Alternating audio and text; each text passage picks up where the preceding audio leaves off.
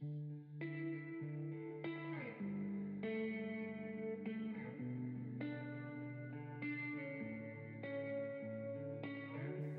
is a podcast by WellHouse Church, where personal spiritual growth is fueled through a variety of practices rather than a single prescriptive time of devotion, where we discuss different spiritual practices that help us be more present with God, others, and ourselves. What's going on, practitioners? Hey. Guess what we're talking about? Prayer. Yeah. And with our special guest, Onyx Ware. Yeah. Prayer, I mean, understanding a rule of life is you're creating a structure for yourself through which to embrace all of the divine. Right. So prayer it makes has to be a sense part that prayer has to be a part of it. Yeah. And so listeners, after, what was it, 19 weeks? 19, 20 weeks, something like that. On prayer, you should be fully prepared for this episode. Yeah, this will be a really short episode, I think, because Ken takes like a very similar approach to what we took with like giving people a menu of how to pray. Right. Now, Ken says something in the introduction to the section on prayer that I think is really good. He says, the title of this chapter is Prayer, Deepening Your Friendship with God. We didn't talk about prayer in light of it being a friendship relationship very much. No, we didn't. We did at times, but that's how he sets it up. And he says, we are offered an immeasurable gift, God, the creator of all things, the one who knows us better than anyone else, and yet loves us more than anyone else, invites us to this friendship. Sharing time with God should never be seen as a duty. It's a get to, not a have to. A may, not a must. Yes.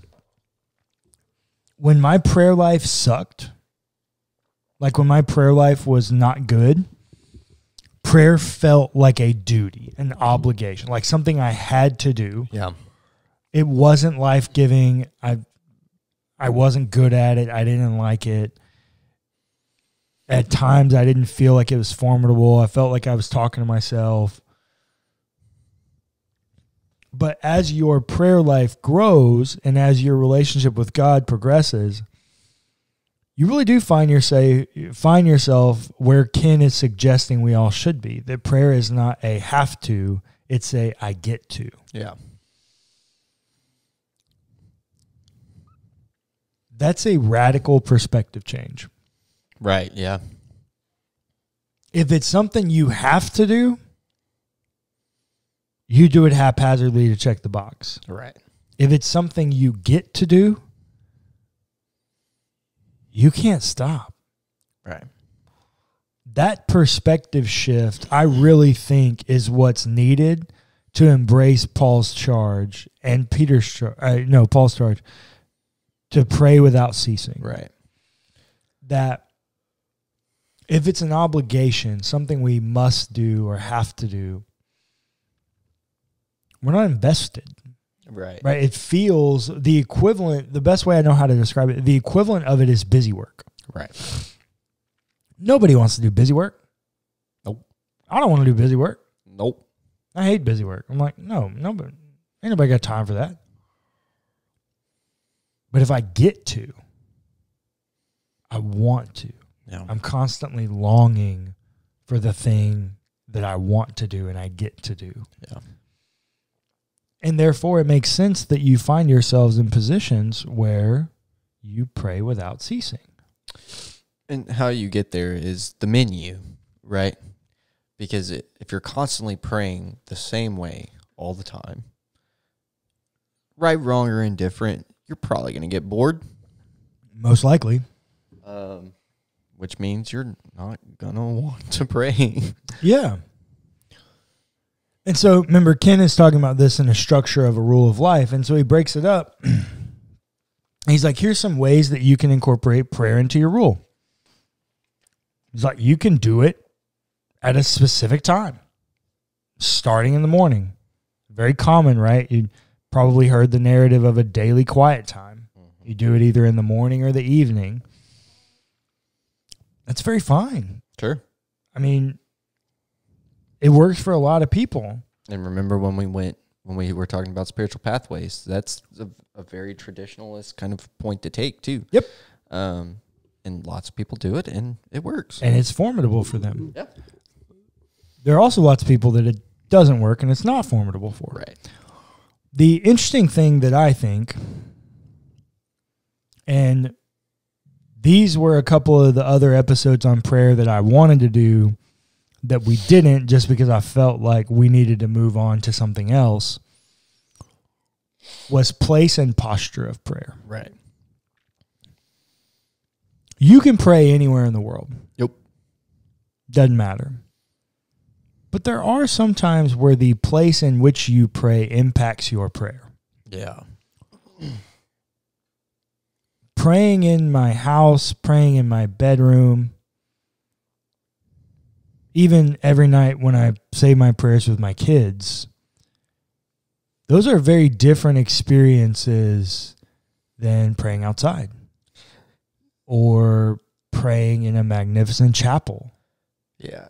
A beautiful piece of architecture, or praying, embracing, looking at the Last Supper painting. Like, the place in which you pray can assist your prayers.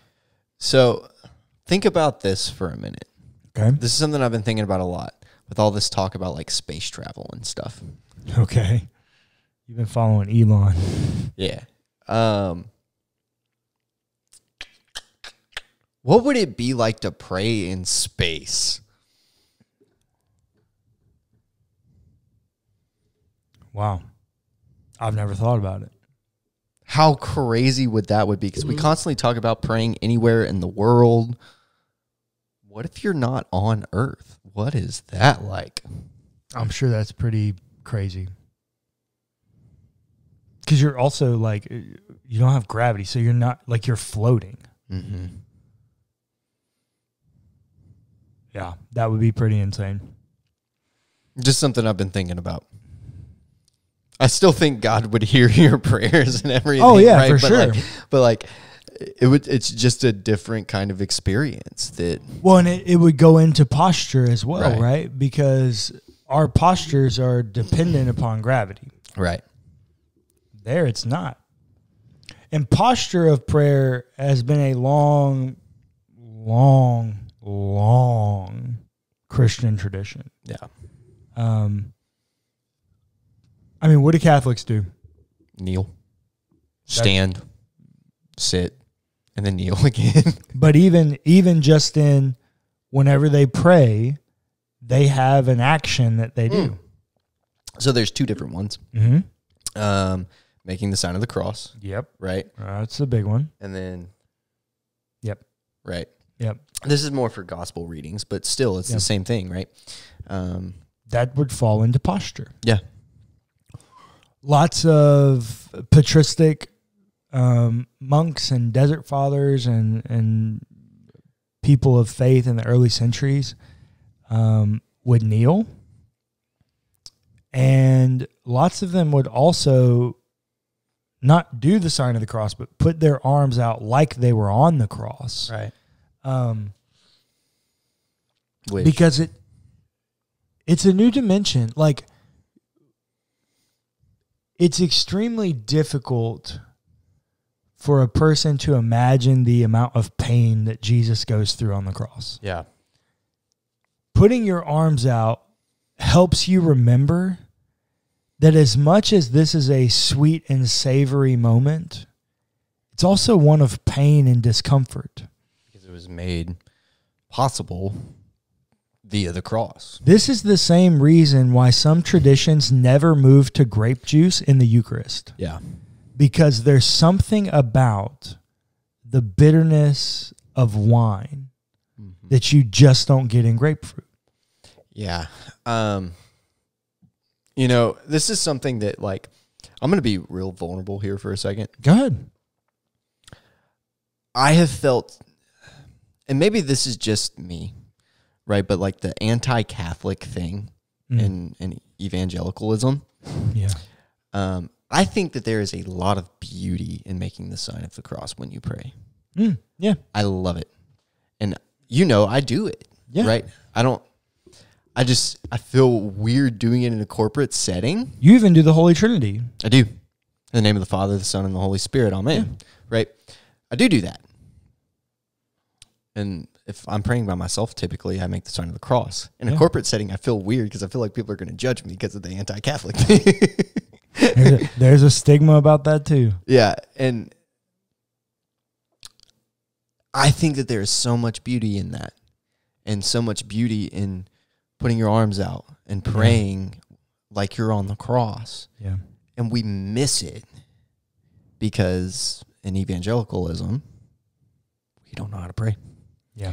And we reject things that don't look like spontaneous prayer. That is true. By and large, that is true. And the place and posture really, really matter. As I just think over my own life, like place and posture really, really matter. Now, it's not to say that you can't pray if you're in a position where you can't do place and posture. Right. But Ken has a whole deal in here. It's like even just some slight rearranging could make it a better place for prayer. A part of that, just the slight rearranging, sometimes I like to light a candle. Yeah. When I pray. Yeah. We really like candles around here. Yeah. And actually, I light this exact candle and scent. Yeah. Right when I pray.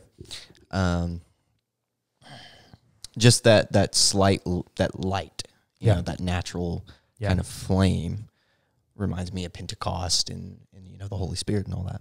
Yeah. I do think the setting in which you're trying to pray matters. Lots of people put worship music on. Some people put instrumental music on. Some people will read their Bibles. They'll pray a psalm. Lots of people pray from a book like the Common Book of Prayer. I think all of those are helpful. I don't think any of those are wrong. If you find it helpful and advantageous to, for lack of a better way to put it, set the mood for your times of prayer, who's to say that's wrong? Yeah. Pray how you want to pray, bro. Like we record all of these in my house, and like we move stuff to record. We bring out all our equipment, we move stuff around to get the set right. It doesn't take long. It's easy to move. Like once you get in the habit of it. And even just like maybe you have a corner in your room that you would like to have a dedicated place for prayer. A chair and a table, maybe a small bookshelf with some resources, a candle. That can be really game-changing in your formation by having these dedicated places and postures of prayer. Yeah. We're talking about posture. Our dad has one of the craziest prayer postures I've ever seen in my life. Every morning, every single morning, this is what our Father does. He wakes up, he gets his protein shake and breakfast or whatever he does. Yeah. And he goes and reads his Bible, whatever he's reading that day. And then he comes to his time of prayer. And what's crazy is he reads his Bible in his office. Yep. He reads his Bible in his office, sitting at his desk. And then he gets up when he's done reading, and he comes in the living room. Yep. And he sits in a corner. Well, so he turns on the fireplace. Oh, sometimes. Yeah, he doesn't always, but I see when him do it. When it's cold. Well, I see him do it more than he doesn't. even because it's still dark outside most of the time when he's praying. Right. Because he gets up at like 5 a.m. or something. Yeah. And so he, a lot of times, will turn the fireplace on. He goes to the corner of the room. Mm-hmm. He does not go to the middle of the room right in front of the fireplace. Nope. He goes to the corner of the room. Yep. And most mornings, he always gets down on his knees and lays his face in his hands on the floor. And wraps himself in a blanket. Most mornings, he wraps himself in a blanket. If he's really hot, he won't. Right. And those are also the mornings he doesn't turn the fireplace on. Right. But he'll wrap himself in a blanket. And I'm wondering if this continues with that same blanket for, 10, 20 years, whatever. I wonder if that's going to turn into Paul's prayer cloth. Oh, I had not thought about that, but that's a really good point. And it goes to show, we in the evangelical traditions, we don't like to call them relics because we're anti-Catholic, so we don't do the relic thing. But there's scriptural basis for relics, and Paul's prayer cloth is one of the examples. Yeah. That's a really good question. I had not thought about that, but we could all do that with tokens. Mm-hmm. So if maybe you're a person from 1990 and you have a rabbit's foot. Yeah. Maybe you carry around a coin or a special coin or something. A necklace or something. Oh, a necklace is a good one. A ring. Yep. There are all kinds of things like this that can enhance our moments of prayer. And that's where writing them into a rule of life really helps us. Because Ken has this statement, and he says, God is present everywhere. We know that God's Spirit dwells within us as followers of Jesus.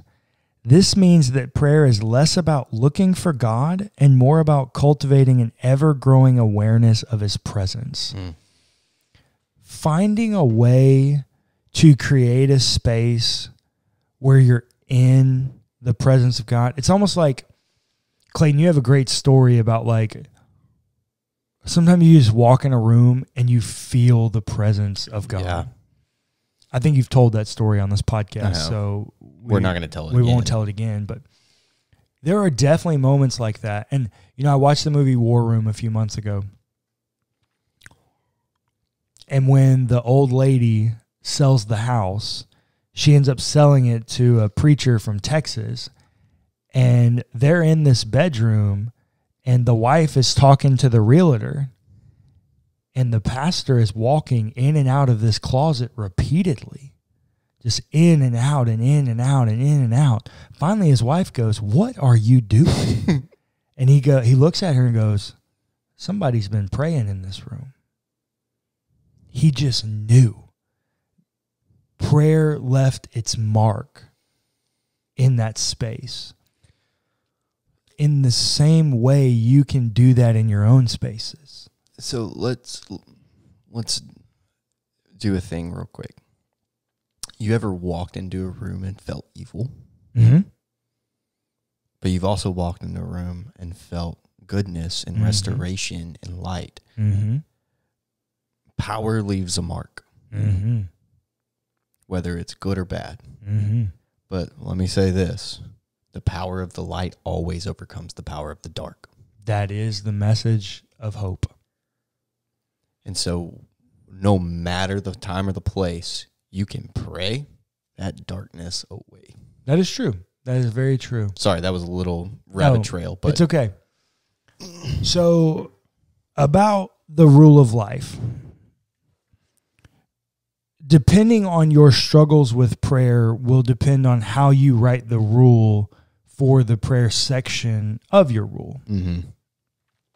If you are struggling with place, then you need to write a rule for how you're going to create a place that you want to pray in.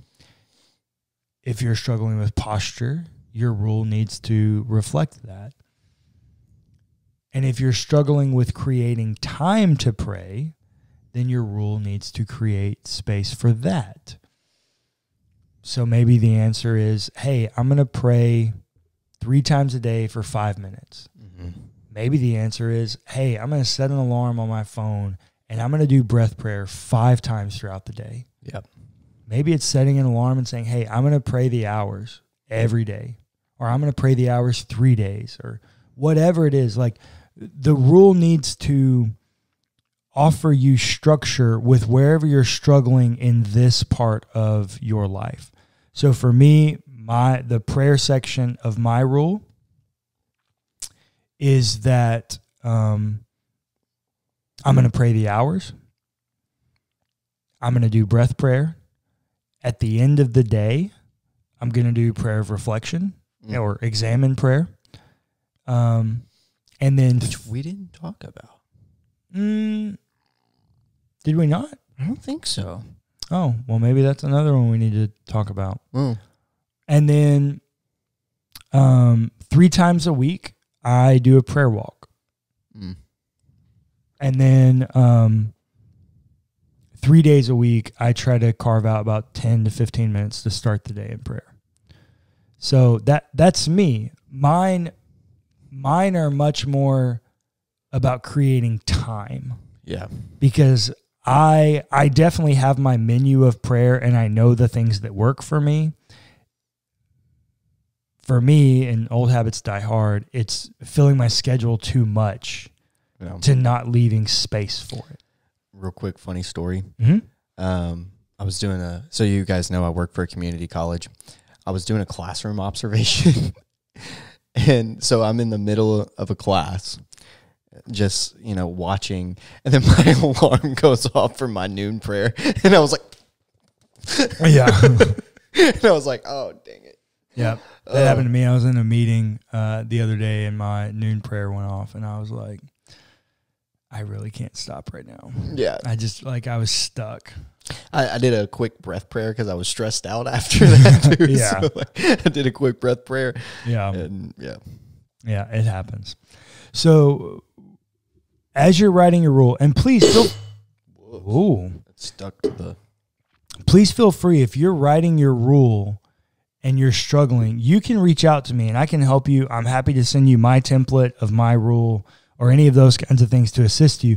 You can also buy Ken's book, because in the back of it, he has, I think it's like 8 or 9 different rules. He has examples. 1, 2, 3, 4, 5, 6, 7. 7 different sample rule of lives. Do you think that we could create like a Google Doc and put it in and put the link to it in the show notes? Probably, but I don't want to do that because everybody's going to write their rule differently. No, well, I mean, like, put a template. I know. Okay. Everybody's going to use a different template. Like, some people might list it. Some people might group it by category. Some people might do it by day. Some other might do it by time periods. Some people even do grids. Like, every person is going to benefit from doing it their own way. So we could, I don't want to do that just because I want people to have the freedom to do it. And I'd really like people to buy Ken's book so that they can see all his samples in the back. Well, you need to do that anyways. Yeah. So, but if you are having trouble writing your rule of life, please reach out to me, because if there's one thing I want WellHouse and the people of WellHouse to be a people of prayer. We're never going to get that without rules of life for prayer.